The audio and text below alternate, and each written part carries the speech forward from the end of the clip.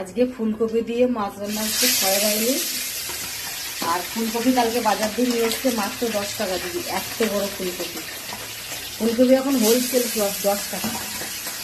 বাবা, মাছ ভাজতে গেলেই ভয় করে। এখন ফুলকপি বাঁধাকপি বিশাল সস্তা। ওলকপি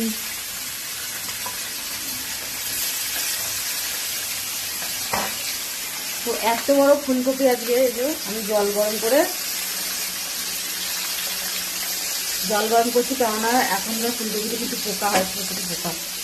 ও বাবা, খুব পোকা হয়, সাদা সাদা পোকা, তারপর সবুজ সবুজ পোকা হয়। তো যার জন্য আমি গরম জল করে ভালো করে ধুয়ে তারপরে আমি রান্না করব।